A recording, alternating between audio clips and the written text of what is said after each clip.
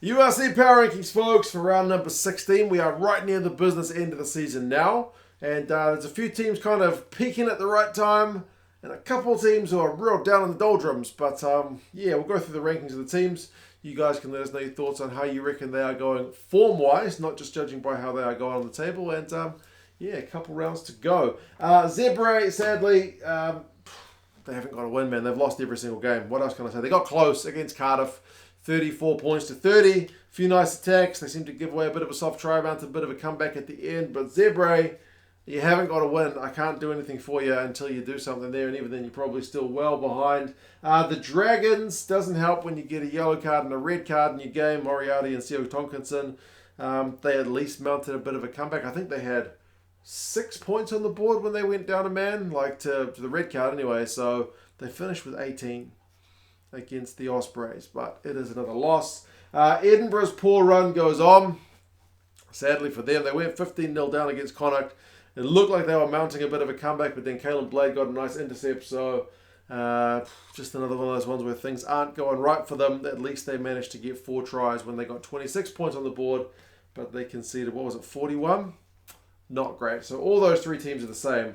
One team I've got down a couple spots into the bottom row, the Bulls. Jeez, their bad run just goes on. I mean, admittedly, they played Ulster away, which is tough. It's great to see Aronson back, even if he got injured at the end, and Moody was playing, some pretty lightning rugby, but, man, the Bulls, their form at the moment in the URC is very bad. Very, very bad. Maybe the European break is going to do them good, but, yes, not in a good place. The Sharks... I mean, they had some big guns. They had Seo Kolisi, Bongi Mbonabi, Ebenetsabeth in that forward pack of theirs. They got a couple of more tries, which was pleasing. But they lost to the Scarlets, so they got them down 3 spots. Now, the Scarlets have been in red-hot form. Scarlets started the season abysmally. So they're one of the teams where I hope the Power Rankings gives them a bit of a fair ranking because their recent form has been great. Their overall record is maybe not that flash, but the Scarlets' recent form has been great. So it's maybe not the end of the world that the Sharks lost there, but yeah, the Sharks have been hot and cold, to put it kindly. Benetton also lost, although these guys lost at home to the Lions. So yeah, they had a bunch of their Six Nations guys back. They had a 14-3 lead early. They had a 21-13 lead at halftime. But the Lions mounted a comeback, and Benetton will be frustrated that they couldn't do better with that game. So down a whopping 4 spots with some other teams getting wins. The Ospreys got up 3 spots with their win over the Dragons. Pretty dominant, 18-6 up at halftime. I love me a Morgan Morris try. I think he's playing phenomenal rugby. So there you go. Ospreys, happy times, up into 10th spot for them. And then Cardiff in 9th. Cardiff got that away win over Zebre. I mean, their maul, they did all right. They got some close range tries. It wasn't emphatic over the bottom rank side. They were given a bit of a scare, but an away win is an away win. So with some other teams losing, Cardiff come out 3 spots higher than the last time we did the Power Rankings.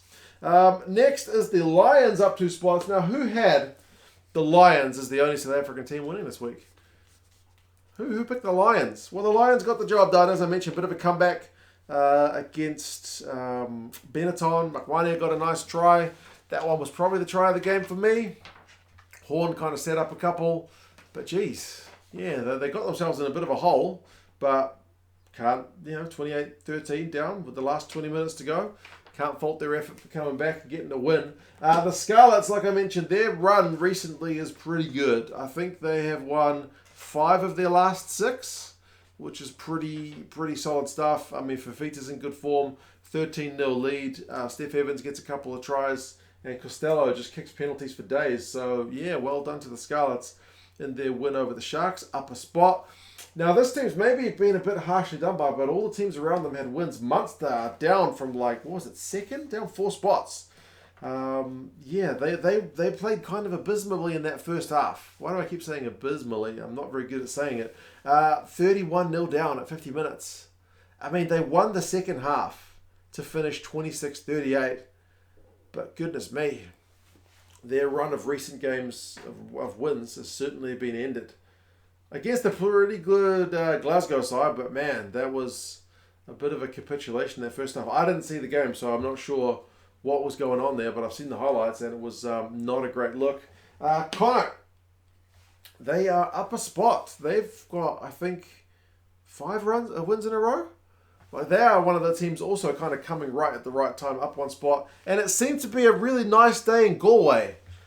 Like, there were some other games which had some rotten weather, but Galway looked lovely from what I've seen of it. So, yeah, 41-26 winners over Edinburgh. Callum Blake gets a hat-trick with the soccer skills, with the intercept. So, good on Connacht, man. Never the most fancied of the 4 Irish sides, but they still play some bloody good rugby as well. Top row, we got the Stormers actually down a spot despite an away draw at Leinster. Now, they're the first team to not lose against Leinster this season, so maybe that's being a bit hard on them. But the other 2 teams I've got, which passed them, both had wins, so there's not that much I can do. But still give them a bit of credit for a draw, but not as much as for a win, man. They had a good lead. They had the wind behind them in that first half, but the wind was horrendous. A lot of people saying the Stormers didn't show up in the second half. Well, they were into the wind. I think both sides only scored 1 try into the wind. So, yes, 22 points apiece. I guess be happy you didn't lose to Leinster, even if it wasn't Leinster's full-strength side. Ulster, Stormers wasn't exactly a Springbok team either, despite what some people are saying. Oh, got a phone call. Right, where were we? We were talking about Ulster. Ulster got a win over the Bulls. I think I was talking about the Stormers, how some people were saying it was a Springbok side. I don't know how many Springbok starters were in that Stormer side of the weekend. Certainly Kitsoff was playing, Malherbe was playing, Damien Willemse was playing. But yeah, anyway, we're talking about Ulster. Ulster got a win over the Bulls. The hooker Stewart got a hat-trick. Bella Coon scored a peach of a try. 32-23 over a Bull side which has not been in great form as a good result for Ulster. So they had a blip, which seems like ancient history now, but Ulster are another side which seems to be coming good at the right time. I mean, their blip was only pretty temporary. It's not like they had a bad part of the season. Glasgow, though, goodness gracious me. They're having a good season, aren't they? Up 2 spots, which is in stark contrast to what Edinburgh's doing. They won away at Munster, which, given the form Munster has been in, is a phenomenal shift. And they had a bonus point before half-time. Incredible stuff. So, yeah, man, what can I say? Their record overall is like 11-5, but their recent record is pretty bloody good. So, well done to the Warriors. But still, despite their first non-win of the season in the URC, Leinster, they've got to be your top side. I mean, they mounted a pretty good comeback, and remember, they were missing a boatload of players. So, Leinster still look... I don't take the players into account, that's just the results, but yeah, it's worthy of a mention, isn't it? I mean, Leinster's B team still beats pretty much everybody, so they're pretty good. They're pretty good. So I still think they deserve to be top spot pretty comfortably. But there you go, folks. There's your URC power rankings for round 16. 2 rounds to go, but we do have some Champions Cup and Challenge Cup, I guess, to kind of get in the way before we can finish off the regular season of the URC. But you guys, let us know your thoughts. How do you reckon the teams are going in terms of their URC form? And I'll talk to you guys again soon.